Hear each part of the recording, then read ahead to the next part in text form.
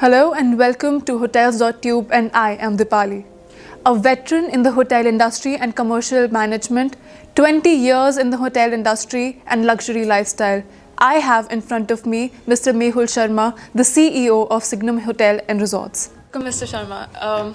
Let's start with understanding the concept behind Signum Hotels and Hospitality. Okay, so let me just introduce myself. I've got about 20 years of experience now and been a hotelier throughout. Did my hotel school and did my master's and did my management training. Okay. Till about 2016, I was with Taj and then rose to a certain level. And then I thought of the fact that I think it's best to run your own company, have your own brand name, because I realized that the hotel industry is moving into an asset-light model, and the ownerships are really getting into a fact that they would want real good professional people to run the hotels itself. So we realized one thing, that any business which is an asset-light, which is good in terms of the brand equity and good in terms of the people, is a good business to have.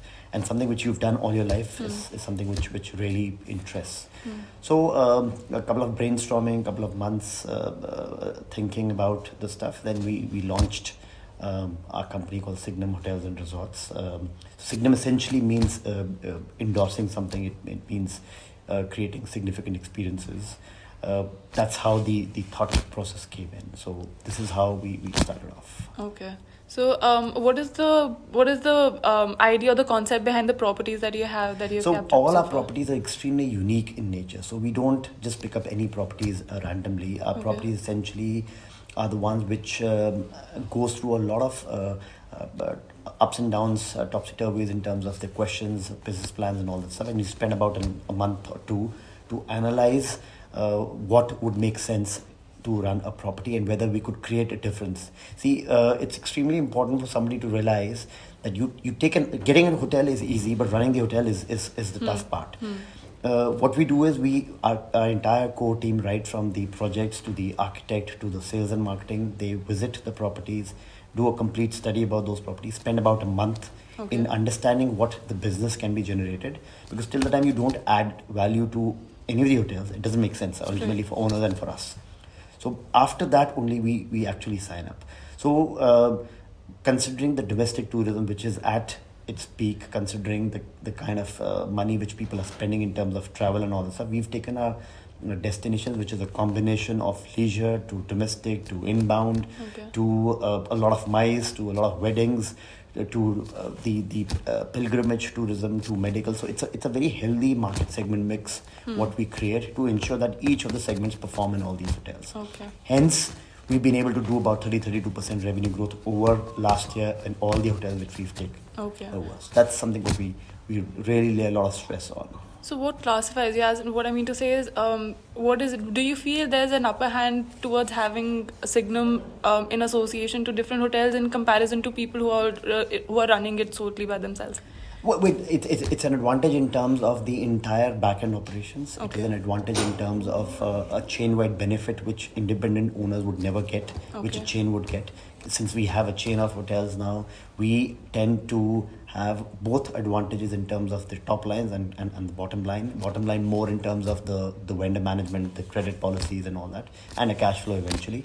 Top line because of the fact that we've got an extensive network of sales and marketing across different cities. So we have a very strong advantage for both online and offline businesses, which an individual owner would never have. So hence, we are able to generate decent revenues, which an independent owner would, if a hotel, if an owner is there present in maybe a city like Jaipur, he would essentially come back to Delhi or NCR to meet up with these key people. We being here itself, we are able to generate much more numbers what an owner would anyways develop. So that's the advantage of what we have. So the fact that you are trying to spread from across the country, how is it that you are able to manage, as in it's not centric to Delhi, there's Shimla, there's Jaipur there. So how are you managing all these places together, since it's all different? Correct. So what we have is we've got a brand architecture which we've set up. We've got our core team which gets placed at the hotels who have a very strong, stringent induction program which happens at the hotels and our corporate office back in Delhi NCR, which essentially means that they understand what are the kind of SOPs which needs to be implemented there, which means that the entire reporting structure or what are the kind of reports is expected from the corporate office is something which has been trained upon. After they've gone through the induction, they go there, and then that's where the system comes in. So the entire core team visits, the general manager and a couple of HODs stay back, take care of the properties itself, ensure that the brand standards are being done as per the brand manuals, whatever we've set it up, and that's how we take it ahead. Here, we get our daily reports on daily basis in terms of what's happening in terms of any operational issues, and then of course we've got monthly reviews with the ownerships. That's how we control the entire operations of each of the properties. So, according to you, as I was reading, the mission of Signum, and as I quote, is written as to bring a professional culture in all the hotel operations with a sound understanding of the industry. Correct. What is the reference to this professional culture that you're talking about? So, well, you know what, we've realized that in our in the industry, when we're tapping all the hotels which are 3-star, 4-star plus, these are independent owners who've got great products. But they are not professional because they've not been trained professionally. They do not come from a hotel school. They've not been trained. They've not worked in any of the leading hotel brands. This is something what we've done. All our team essentially is about 20 years plus. They've worked the ITC, the Oberoi, the Taj or the Radissons of the world. So that's the culture what we bring in. This is something what an owner would never understand. He understands the business sense, but he does not understand the professionalism. He does not understand the real niche what we're trying to create when we get the right kind of people to the hotels. That's where we bring in the change in the hotels. So Signum is a startup, and as I was discussing earlier, that the team that you have, they're all veterans. Everybody is extremely experienced. So what is it that led you to leave the coveted positions that you had earlier to come to this point of time and start a new business altogether? It's you know what, it's as simple as that. You either work for somebody or you work for yourself. So we were working for Taj, somebody was working for ITC, somebody was working for Radisson, and the best is all get together and create a brand for yourself. So the idea was to have your own identity. Idea is to endorse something what you are very sure of. Idea was to have a company which is your own. That's the whole idea about setting our own company. Otherwise, you're working for somebody, you have enough and more ideas which you possibly cannot implement because there's a very strong hierarchy and protocol which is being followed. The idea of setting up our own company is to ensure that whatever best we could do gets implemented. Because otherwise, when you have a structure or an organization which is about 100 years old, we've worked for those brands, it takes a lot of time. Whereas we thought we've got the experience, we've got the right kind of people, we've got the right attitude, we've got our bandwidth in terms of our resources. Why is it that we can't do it something on our own? And that's the reason why we're managing and we're getting every month we're adding one hotel. So currently we are about 12, and by next year we should be 40. We are absolutely online to get those properties. So being a part of as competitive an industry as this, where there are humongous chains as Hilton or Oberoi, competing in such a market, what are the strategies that you implement so as to make a mark? See, I don't think so. We're very young in the market. I don't think we would have a competition with the Oberois or the Hiltons because they are big global chains and all that stuff. I feel that each player has its own niche and one can create. What we've done is we've got hold of the owners or those destinations which are more of virgin areas, which essentially a big chain would not even want to touch. But we understand because of the fact that we have a very strong understanding in terms of both online, offline businesses, inbound, domestic and all that stuff. These are the places which can really, really work well. And if the costs are streamed off very well, we see a lot of profit being generated. Can we have an example of all maybe of them, other untouched places? Like for example, Woodville Palace in Shimla was run by ITC for about 27 years. So we managed to take the hotel and we are seeing a lot of changes now, right from the way the food is being presented to the staff, to the training which has been conducted, to the kind of rates what we are getting into, the product upliftment what we're doing. Everything is being implemented. So owners now want to work with somebody who's actually feeling the pulse of the hotel. They also want to try out different other companies besides the ITCs or the Tajes of the world. And there is, I don't think so there's a competition. I think there's a huge market for each one of us to create a niche for himself. But what about the huge amount of availability that there is already for customers to maybe target? So what about that? As in, you talking about this about the fact that there's less competition, whereas there are so many hotels that are coming up. Not only hotels, even for masses for that matter, there are other smaller ones such as OYO rooms or maybe Airbnbs and Well, something they're the different same models concept. also. No, they're completely different concepts. Airbnb essentially is more about the residential and all stuff. OYO is more about sales driven. It is essentially a tech driven company. They're only pushing sales and all that stuff. It's not about operations. It's not about quality. It's not about the linen. It's not about the flowers. This is what we are all about, because that's something what we've done all our lives. OYO is a company which is funded, doing extremely well, no doubt about it. But they're a company which is only driven by numbers. Okay. We are driven by quality. We would not want to compromise on the quality, irrespective of the fact whether we make money or not. For us, it's important that we give absolute 100% hard work and sheer consistency in terms of quality and the product appreciation to each of our owners. And the biggest reason why we've been successful is the fact that each of the owners have actually recommended us to many other hotel owners. Okay. So that's something which works very well. Being a veteran in this industry, what do you think is the plight that the industry is going through at the grassroots level? Well, you know what? It's an industry. Tourism as an industry contributes to about 6.8% of the GDP. Yeah. Essentially, I feel there's enough and more which can be done about the industry as such, and hotels being a part of the tourism industry. The entire country does not get enough and more tourists. Probably a city like a Ho Chi Minh City or a small city like a Kuala Lumpur would get. Yeah. So which also means that there are so many markets which are untapped. The government essentially is not doing enough in terms of the real-time infrastructure and the startup ecosystem for a hotel industry.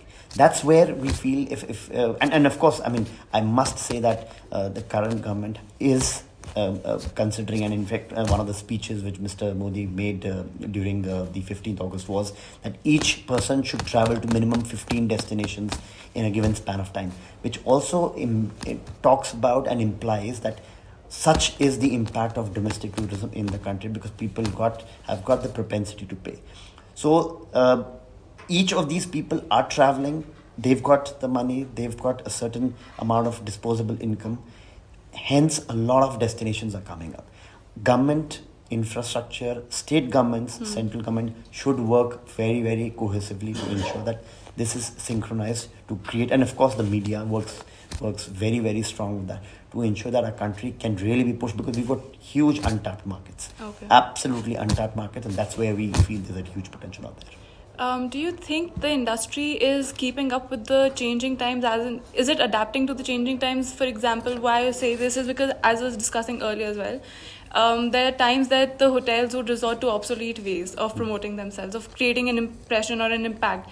How people, maybe because of the lack of knowledge, or maybe not setting the scale rather high, they would rather have promotions on the basis of pictorial representations. They would have pictures, and that's all that they would resort to, and they won't try to explore apart from this, and then they won't break the boundaries.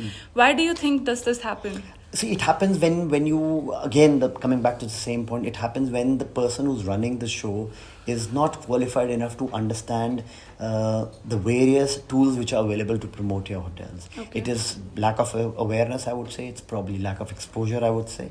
But I probably would want to differ, because things have changed now. Okay. We're moving more from the conventional way of sales to a more digital way of sales. Of course, at 1/3, 1/4 the price.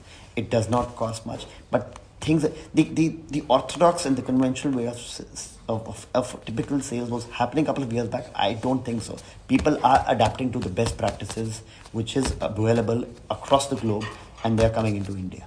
So it could be in terms of the latest technology which is available. It could be a chatbot, for example, we've introduced in our hotels, in which people are really choosing the exact room which they want to stay, and they want to see the food what they're going to order. This is something what we've introduced in our hotels. This is the kind of technology which we've got from outside, but people are adapting to it. Okay. Owners are adapting to it. Okay. So what you're talking about in terms of an obsolete, it used to happen, but I think we've seen a lot of transformation happening now, for sure. So with the hotels that you have currently, are you trying to create a luxury brand out of it, or are you trying to create it for the masses for No, generally? so it's a combination. Like one of our product is ultra luxury in Kasoli, so Okay. it commands the price of about 25,000 rupees a night. There are the idea for us. See, hotels essentially is about location and the location and the location. That's the biggest Yeah. reason why a hotel is successful. We ensure that our cash flow are positive. We maintain a healthy EBITDA of about 28%, very, very healthy GOP of about 35%. So we do a good BCG matrix when it comes to the real-time planning of where the hotels would be. They would be hotels which gives us high yield but low money, but they are hotels which is like a cash flow for us or like a cash cow for us. So that, but the brand architecture is something what we absolutely keep in place in terms of the people, in terms of the product, in terms of the kind of the crockery, cutlery, linen, people, hardware, software has to be fundamentally the same, because that's where you travel to all hotels, you feel that you are actually talking and you're actually traveling to a Signum hotel and you see significant experiences in each of the properties, having kept in mind that the real backbone of the organization remains the same. Okay. So this is how you're trying to maintain. So you're talking about location, how it's playing a very important role, and how the authenticity of each place remains intact. Absolutely. So we've got an experiential and a culinary manager, in fact. So what she does is she picks up the local cuisine, Okay. the local food, the local traditions, anything which is unique and authentic to that particular place. In terms of the rooms, also in terms of the interiors, is adaptive to what the local culture would be. We have experiences in one of the places when you can actually go and plow the field. You can actually go into a village and actually cook with them. Yeah. You can, and whatever you do in terms of a weaving of a shawl, which happens in one of the hotels of ours, it actually gets back to the clients, and whatever money which we raise through them, it goes back to the village itself. So this is one of the CSR activities also what we do. So we definitely touch upon the sustainability factor for each of these hotels. We ensure that we do not create any imbalances in terms of the social ecosystem what is, and definitely promote the local culture there, because one, we get a lot of support. Secondly, we are also pushing employment. Thirdly, we are actually creating an experiences which anybody would want to really experience, because he would not possibly find that experiences in any of the hotels. Okay. That's what we lay stress on, and that's what our USP is. So, as I was just talking about how each location is different, and also considering the fact that there are times when hotels are running certain events. While we would think that typical promotions of a hotel would typically have a picture promotion or share promotion of certain sharing on social media and stuff, but what the hotel is oblivious of, maybe, or maybe alludes to that, is the fact that they do not get into the intricacies of the event, and that does not lead to the development or the so-called promotion that they're targeting. What do you have to say about that? No, well, it again depends on how you're running the hotel and who's running the hotel. So when it comes to us, we absolutely go in depth of each events and taking a very detailed feedback. In fact, we go to an extent of ensuring that we click pictures to videos and stuff like that, to ensure that everything till the end goes absolutely smooth. The conventional way of promoting a property is something what used to happen a couple of years back. This is something what we do. We've got a very dedicated, strong digital marketing team, a PR team, which actually covers each of the hotel in the most unique way.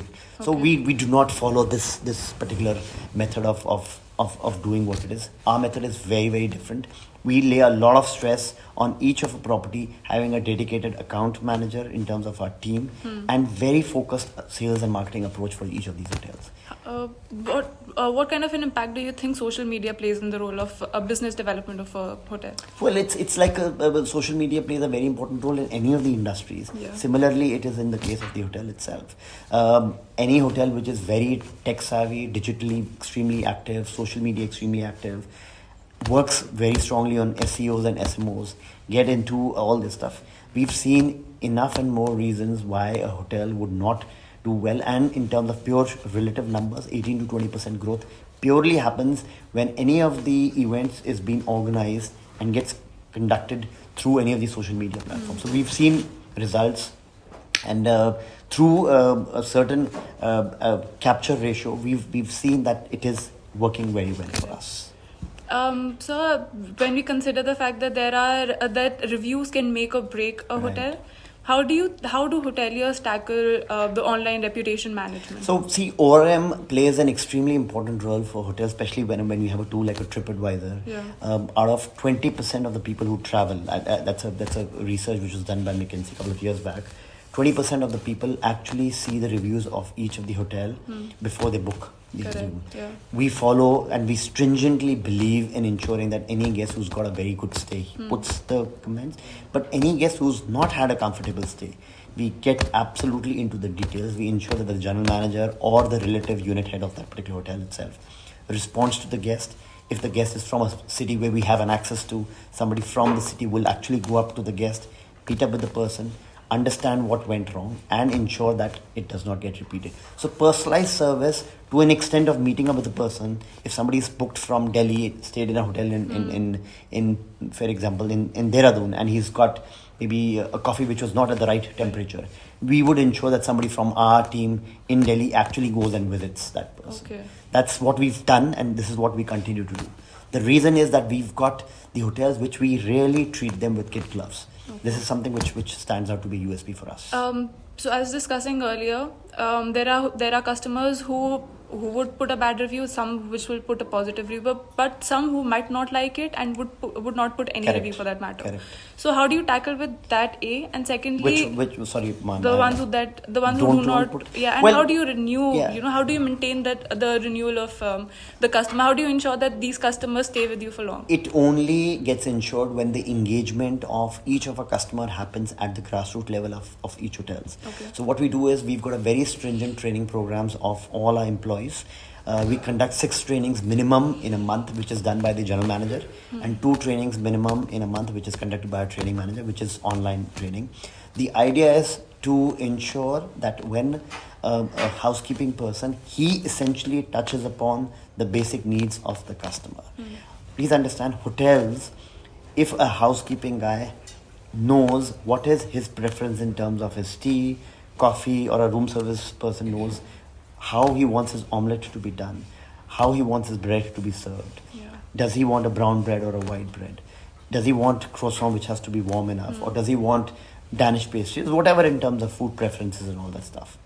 If it is understood at that level, we don't have to work at the senior level. Because that is the kind of repeat clientele which happens. So we ensure, and I'll be very candid in making a statement, we've got 93% repeat clientele in all our hotels. Okay. And that primarily happens because you train and train and train. Each of the people who has the first and foremost interaction with the clients are sensitized to ensure that they are proactive enough to understand the value of service and create excellence. It's just one thing if I like probably a catch water bottle or whatever it is. Next time it gets fed into my preferences and I would get that kind of water. If I like a specific perfume, for example, somebody's been very kind enough to actually buy that kind of perfume for me and ensure that that's been placed in my room. These are small instances which we drill upon at the junior most level because that's the person who actually deals with the client. A person who takes the order, for example, he knows that he prefers an omelette which is half done or sunny side or whatever it is. He knows that it's been repeated next time. He knows it's been fed into your guest preference system. This is exactly how it works. Just imagine you sitting and you get a call, ma'am, Ms. Chugh, do you want me to repeat your sunny side up, or you want me to start with 2 farm fresh eggs or the toast? It's just a simple wow, but that's what ensures that you get a repeat factor. This is something what we drill upon.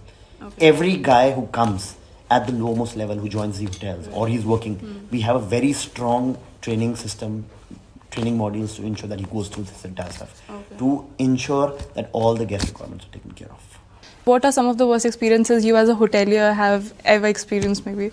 Well, I was in Taj, we had an experience, but Taj again, I think Taj essentially is an epitome of delivering the best services. So you face a lot of issues in terms of we had one of the guests at Taj Palace, and he had a strand of hair in the dishes, and we had to completely waive off about 100 odd stuff. So don't quote me as a brand name, but that's the level of satisfaction, because you do not expect anything to go wrong in a hotel like Taj. Yeah. You only expect nothing but the best. You set the bar high. That's what it is. So smallest thing becomes a big thing. But what is the best thing what I learned about in Taj, that any customer coming in is treated like a king.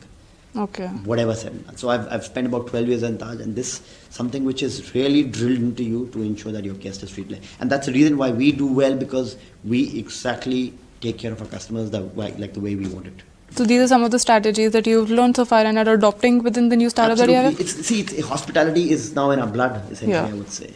We know how to take care of people, and it comes naturally. It's not something which I do it because it's my business. It's something which comes to me and the entire team very naturally. So that's about it. So since anything which comes natural to you, you're bound to be successful. That's true. So, since you're a veteran in here, what is it that you would attribute the fact that you, the success of you as a hotelier? So what do you attribute it, and what would you want to inculcate with the new business that you're starting up now? I think the biggest attribute for the success is the fact that we get into our customers' shoes and understand what does he want. Okay. For me, it's very important. I don't care about anything. Our customer has to go happy. If it means staying back awake for 50 hours, 2 days, or whatever it is, whatever he needs, we will do it. Okay. That is the biggest reason why we are successful, is because we go the whole 9 yards for any of our customers who walks into our hotel. Okay. That's the biggest. And this is something what is expected out of the entire team, and it flows down from top to bottom. If you set a certain parameter, you set certain benchmark of standards, everybody in the organization, they essentially diligently follows to him. Okay. This is what we do. So honestly, the concept and the ideology that customer is the king is honestly, as a customer, I can say for a fact that this is probably the right thing that any hotelier for that matter should do, and probably you would want to inculcate future with Signum. And so thank you so much for being on this show. It was really nice talking to you. Thank you so much.